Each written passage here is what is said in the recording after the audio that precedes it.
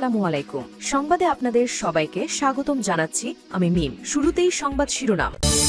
খালেদা জিয়াকে দেখতে হাসপাতালে জুবাইদা রহমান। সামনের নির্বাচন আমাদের জন্য বড় পরীক্ষা, বলল পররাষ্ট্র উপদেষ্টা।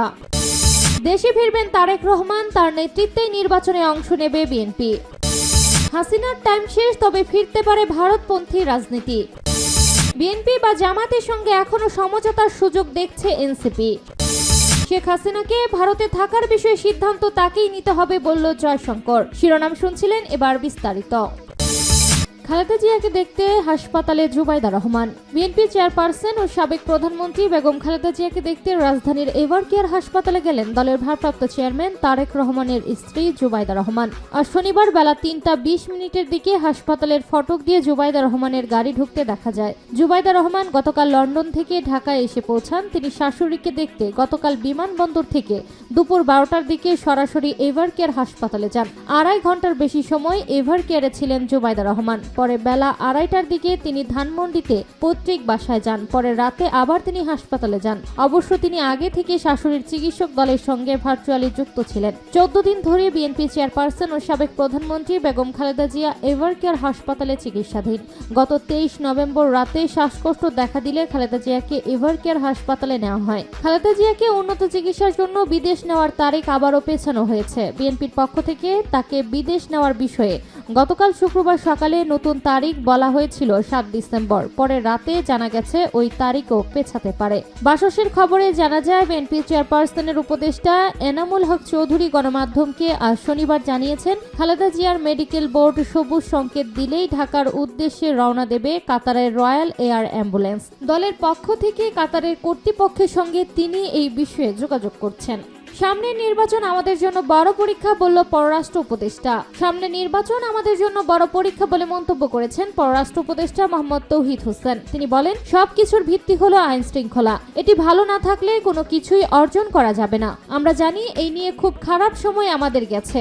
আশার কথা হলো পুলিশ শেষ পর্যন্ত তাদের অবস্থানটা সংহত করতে পেরেছে। শনিবার রংপুরে জেলা প্রশাসকের সম্মেলন কক্ষে সরকারি কর্মকর্তাদের সাথে মতবিনিময় সভা শেষে তিনি সাংবাদিকদের সাথে কথা বলেন। বক্তব্যে নির্বাচনে আইন শৃঙ্খলা পরিস্থিতি নিয়ে সতর্ক করে পররাষ্ট্র উপদেষ্টা বলেন, যে প্রার্থী হারার সম্ভাবনা আছে তারা বিশৃঙ্খলা সৃষ্টি করতে পারে। ফলে আইন শৃঙ্খলা পরিস্থিতির বিষয়ে সতর্ক থাকতে হবে। যথেষ্ট নিরাপত্তা ব্যবস্থা নেওয়ার বিষয়ে তিনি বলেন, যে প্রার্থীর হেরে যাওয়ার সম্ভাবনা থাকে তিনি কিন্তু সবসময় গন্ডগোলের চেষ্টা করতে পারেন। সেটা মাথায় রেখে আমি মনে করি যথেষ্ট ব্যবস্থা নেওয়া হবে। এই নিয়ে প্রধান নির্বাচন কমিশনার মিটিং করেছেন। এই ব্যাপারে স্বরাষ্ট্র মন্ত্রণালয় যথেষ্ট সজাগ। উপদেষ্টা বলেন, আমরা আশা করি একটা সুষ্ঠু নির্বাচনের মাধ্যমে একটা সরকার গঠন হবে এবং আমরা আমাদের দায়িত্ব তাদের বুঝিয়ে দিয়ে চলে যেতে পারবো।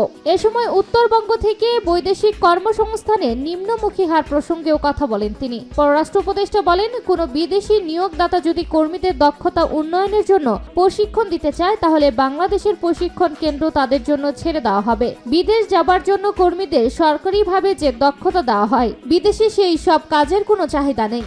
দেশে ফিরবেন তারেক রহমান, তার নেতৃত্বেই নির্বাচনে অংশ নেবে বিএনপি। তারেক রহমান দেশে ফিরবেন এবং তার নেতৃত্বেই ত্রয়োদশ জাতীয় সংসদ নির্বাচনে অংশ নেবে বিএনপি। শনিবার 6 ডিসেম্বর দুপুরে রাজধানীর বনানীর একটি হোটেলে সমসাময়িক ইস্যুতে সাংবাদিকদের সঙ্গে মতবিনিময়কালে কথা জানান বিএনপির স্থায়ী কমিটির সদস্য আমির খসরু মাহমুদ চৌধুরী। তিনি বলেন, তারেক রহমান সহসায় দেশে ফিরবেন, সবকিছু প্রস্তুত করা হচ্ছে।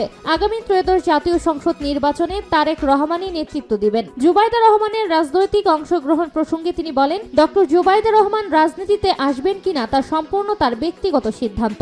খালেদা জিয়ার বিদেশ যাত্রা প্রসঙ্গে আমির খসরু বলেন, বেগম খালেদা জিয়ার লন্ডন যাত্রা তার স্বাস্থ্যগত পরিস্থিতির উপর নির্ভর করছে। চিকিৎসকদের সিদ্ধান্তই এখানে চূড়ান্ত হবে। তিনি জানান, খুব শীঘ্রই জোটের প্রার্থী চূড়ান্ত করা হবে। হাসিনার টাইম শেষ, তবে ফিরতে পারে ভারতপন্থী রাজনীতি। হাসিনার টাইম ওভার হলেও ভারতপন্থী রাজনীতি বিভিন্নভাবে ফিরে আসতে পারে বলে মন্তব্য করেছেন আমার বাংলাদেশ সম্পাদক ডক্টর মাহমুদুর রহমান। শনিবার 6 ডিসেম্বর দুপুরে রাজধানীর বাংলা মোটরে বিশ্ব সাহিত্য কেন্দ্রে রোজ একাডেমি আয়োজিত বাংলার মুসলমানদের ইতিহাস ও ঐতিহ্য শীর্ষক কর্মশালা শেষে এক প্রশ্নের জবাব দিতে গিয়ে তিনি কথা বলেন। কর্মশালা শেষে প্রশ্নোত্তর পূর্বে বাংলাদেশের একটি গৃহযুদ্ধের আশঙ্কা আছে কিনা জানতে চান এক অংশগ্রহণকারী। জবাবে মাহমুদুর রহমান বলেন, এটিকে গৃহযুদ্ধ বলবো না, কিন্তু ভারত বাংলাদেশকে অস্থিতিশীল করতে চাইবে। অস্থিতিশীল করে তারা চাইবে তাদের পছন্দের দল দলকে ফিরিয়ে আনতে। শেখ হাসিনা কোনোদিন ফিরবে বলে আমি মনে করি না। হাসিনার টাইম ওভার, কিন্তু হাসিনা যে রাজনীতি করতেন সেই ভারতপন্থী রাজনীতি বিভিন্নভাবে ফিরে আসতে পারে। যেমন আমরা কিছুদিন আগে দেখেছি কয়েকটা বামপন্থী দল মিলে একটা মৌচা বানিয়েছে। আমার ব্যক্তিগত ধারণা এই মৌচা বানানোর মেন উদ্দেশ্য হচ্ছে ভারতীয় পলিটিক্সটাকে এই মৌচার মাধ্যমে ফিরিয়ে আনা। এই চেষ্টা তারা চালিয়েছে। অপর এক প্রশ্নের জবাবে বাংলাদেশের তরুণ প্রজন্মের জন্য মিলিটারি ট্রেনিং বাধ্যতামূলক করার তাগিদ দিয়ে তিনি বলেন, কনভেনশনাল মিলিটারিতে খরচ সীমিত করে আমাদের তরুণদের মিলিটারি প্রশিক্ষণ দেওয়া উচিত। অনেকটা ইসরায়েলের মতো রিজার্ভ ফোর্স হিসেবে 2 নম্বরে এদের রাখা যাবে। আমাদের যে টাকা পয়সা আছে এটাকে ডিফেন্সিভ ডক্ট্রিনে খরচ করা উচিত। এ সময় এরোপ্লেন ও ট্যাঙ্ক কেনার চাইতে মিসাইল টেকনোলজিতে বিনিয়োগ আরো বেশি গুরুত্বপূর্ণ বলে উল্লেখ করেন তিনি। মাহমুদুর রহমান বলেন, মিসাইল টেকনোলজিতে বিনিয়োগ করলে আমরা যদি আক্রান্ত হই সেটাকে প্রতিহত করতে পারবো। ভারত পাকিস্তান যুদ্ধের উদাহরণ দিয়ে তিনি বলেন, এবারের যুদ্ধে পাকিস্তান কিন্তু আক্রমণ করে নাই, তারা প্রতিহত করেছে। কাজেই আমাদের একটা খুব ইফেন্টিভ ডিফেন্স মিলিটারি ডক্ট্রিন দরকার বলে আমার ধারণা। বিএনপি বা জামায়াতের সঙ্গে এখনো সমঝোতার সুযোগ দেখছে এনসিপি। মনোনয়নপত্র প্রত্যাহারের আগ পর্যন্ত বিএনপির সঙ্গে আসন সমঝোতার সুযোগ আছে বলে মনে করেন জাতীয় নাগরিক পার্টির এনসিপির নেতারা। একইভাবে জামায়াতে ইসলামের সঙ্গে আসন সমঝোতার সম্ভাবনা দেখছেন তারা। তবে কারো সঙ্গে শেষ পর্যন্ত এনসিপির আসন সমঝোতা হবে কিনা সে বিষয়ে এখনো কিছু চূড়ান্ত হয়নি। জাতীয় সংসদের 300 আসনের মধ্যে 272টিতে ইতিমধ্যে প্রার্থী ঘোষণা করেছে বিএনপি। এমন পরিস্থিতিতে এনসিপির সঙ্গে আসন সমঝোতার আর কোনো সুযোগ আছে কিনা এই প্রশ্ন সামনে এসেছে। কারণ এনসিপি শীর্ষ পর্যায়ে সব নেতার সম্ভাব্য নির্বাচনী আসনে দলীয় প্রার্থী ঘোষণা করেছে বিএনপি। ওই আসনগুলোতে জামায়াতে ইসলামী আগেই প্রার্থী ঘোষণা করেছে। এনসিপি যুগ্ম আহ্বায়ক মনিরা শারমিন প্রথম আলোকে বলেন, এককভাবে নির্বাচনের প্রস্তুতি নেওয়ার পাশাপাশি জোট বা আসন সমঝোতা নিয়ে বিভিন্ন দলের সঙ্গে আলোচনাও চলছে।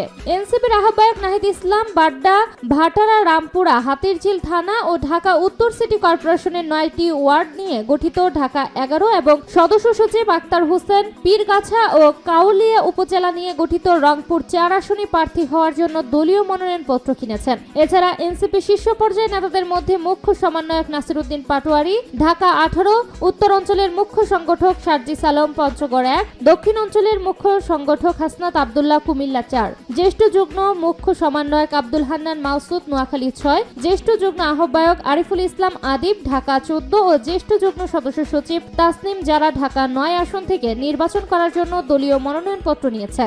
শেখ হাসিনাকে ভারতে থাকার বিষয়ে সিদ্ধান্ত তাকেই নিতে হবে বলল জয়শঙ্কর। বাংলাদেশের ক্ষমতাচ্যুত সাবেক প্রধানমন্ত্রী শেখ হাসিনার ভারতে অবস্থান সম্পূর্ণই তার ব্যক্তিগত সিদ্ধান্ত বলে জানিয়েছেন ভারতের পররাষ্ট্রমন্ত্রী এস জয়শঙ্কর। তিনি বলেন, তিনি হাসিনা যে পরিস্থিতির মুখে দেশ ছাড়তে বাধ্য হয়েছেন সেটি এখন তার ভবিষ্যৎ সিদ্ধান্তকে প্রভাবিত করছে। হিন্দুস্তান টাইমসের লিডারশিপ সামিটে এনডিটিভির প্রধান নির্বাহী রাহুল কাউনালের প্রশ্নের জবাবে একথা বলেন তিনি। রোববার 6 ডিসেম্বর এনডিটিভির এক প্রতিবেদনে এই তথ্য জানানো হয়েছে। গত বছরের আগস্টে শেখ হাসিনা ভারতে আশ্রয় নেয়। এ সময়ে দেশে বিক্ষোভে শত শত মানুষের মৃত্যু হয় এবং হাজারো মানুষ আহত হন। 78 বছর বয়সী হাসিনাকে গত মাসে ঢাকার একটি বিশেষ ট্রাইব্যুনাল অনুপস্থিতির অবস্থায় মানবতা বিরোধী অপরাধের অভিযোগে মৃত্যুদণ্ড দিয়েছে। এই মামলাটি ছিল তার সরকারের গত বছরের ছাত্র আন্দোলনের দমনের সঙ্গে সম্পর্কিত।